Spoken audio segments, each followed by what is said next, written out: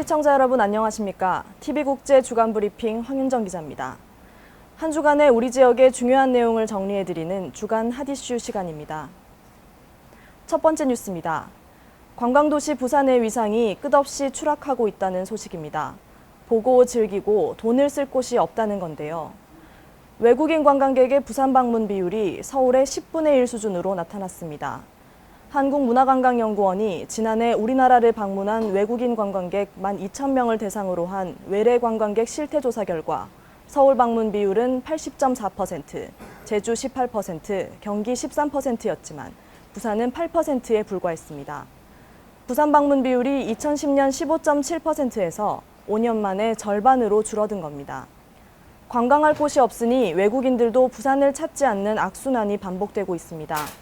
부산 방문 관광객 중 절반 이상이 찾는 관광지는 해운대 누리마루 에이펙하우스와 광안리 광안대교 등 두 곳뿐이었습니다. 다음 소식입니다. 광복 70주년을 맞아 일제의 위안부 만행을 영원히 잊지 말자는 의미에서 추진된 부산 평화의 소녀상 건립이 다시 탄력을 받고 있습니다. 소녀상 건립을 주도하고 있는 부산 정신대 문제 대책 협의회는 지난 5일 부산은행 이웃사랑 모임인 코스모스회가 2천만 원을 보내오는 등 현재까지 3천여만 원의 성금이 모였다고 밝혔습니다. 각계각층의 참여가 이뤄지고 있지만 소녀상 건립에는 총 6천만 원가량이 필요해 추가 모금이 절실한 상황입니다. 김문숙 정신대 문제 대책 협의회 이사장은 많은 곳에서 모금에 참여해 늦어도 이달 중에는 부산에서도 소녀상 제막식을 할 수 있을 것으로 기대한다며 부산시와 협의해 부산시민공원에 소녀상이 건립될 수 있도록 하겠다고 말했습니다.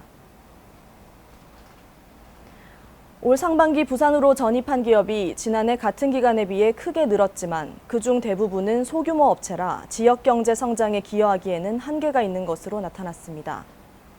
부산시 자료에 따르면 5인 이상 제조업 및 관련 서비스업을 대상으로 올 상반기 전입 전출 실태를 조사한 결과 34개 기업이 부산으로 전입하고 2개 기업이 부산을 떠났습니다.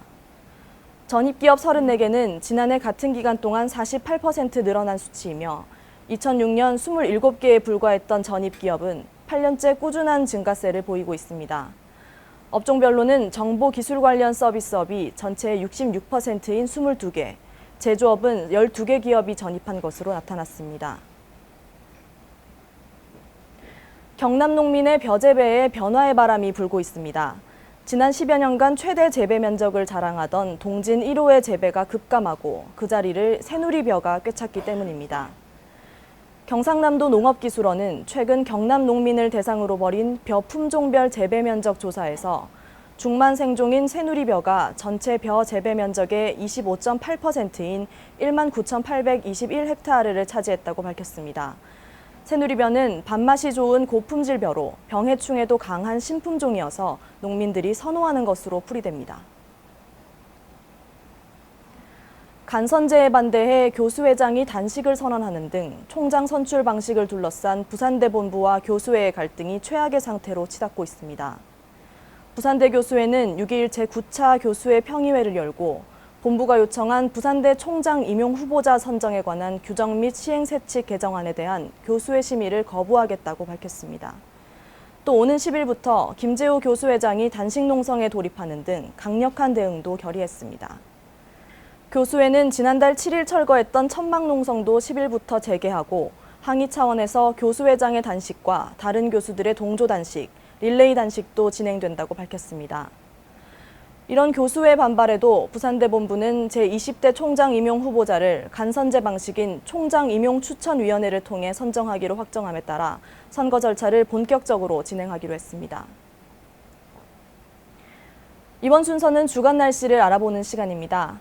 기압골의 영향으로 12일에서 13일에 경상남북도에서 비가 오겠고 그 밖의 날은 고기압의 가장자리에 들어 구름이 많겠습니다. 기온은 최저기온이 20도에서 24도, 최고기온이 27도에서 31도로 평년과 비슷하겠습니다.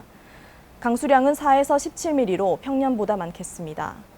바다의 물결은 13일 남해 동부 해상에서 14일 오후부터 15일 오전까지 1에서 2.5m로 높게 일겠고 그 밖의 날은 전 해상에서 0.5m에서 2m로 약간 높게 일겠습니다.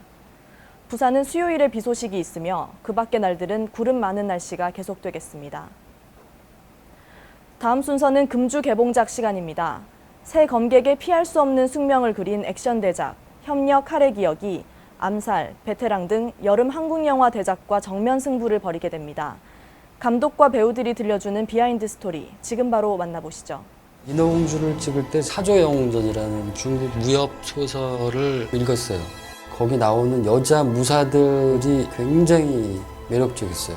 그 얘기를 제일 처음 하게 된 사람이 전도연이죠. 첫 촬영을 축하드립니다. 그로부터 한 8년 있다가 시나리오가 전달이 된 거예요. 칼로서 모든 것을 지배할 수 있었던 고려 말 무사들이 활동하던 시대. 고증 자체보다는 드라마의 흐름에 따라서 필요한 것들을 하려고 노력을 했죠. 공들인 공간이라고 표현한 게 아니는데 유백 사저라든지 무령궁, 무술대자, 무신들이 있는 그 시대적인 걸 반영하는 거야. 조선보다 높고 크고 더 화려하고 웅장했다. 유백이라는 인물의 권력을 보여주기 위해서 이제 화려하게 만들었습니다. 검에서 감정이 느껴지는 액션을 하자. 검에도 마음이 있다. 검 예도를 바탕으로 했고요. 아름다운 선에서 뽑아나오는 날카로움, 강함 그런 컨셉. 검에 내가 휘둘리지 않고 내가 검을 휘두는구나 라는 순간이 있었던 것 같아요. 오늘 되게 잘한 것 같아요. 너무나 훌륭하신 선배님들이 함께 하기 때문에 완성도는 너무나 뛰어날 것으로 예상되고요. 기대와 상상력을 충족시켜줄 수 있는 그런 영화라고 생각을 해요. 여러분들도 많이 기대해 주십시오. 한국에서 이병헌, 전도연, 김고은이 한국 최초의 무협영화 협력 카레 기억에서 명품 연기를 선보이게 됩니다. 올여름 개봉하는 영화 중 꽤 무게감 있는 작품으로 많은 관심을 받고 있습니다. 전통 무협 영화를 좋아하는 관객이라면 만족스럽게 감상할 수 있는 영화 협력 카레 기억은 오는 8월 13일 개봉합니다. 이것으로 TV국제 주간브리핑 순서를 모두 마치겠습니다. 본 방송은 국제신문 홈페이지에서 다시 보실 수 있습니다. 시청해주신 여러분 감사합니다.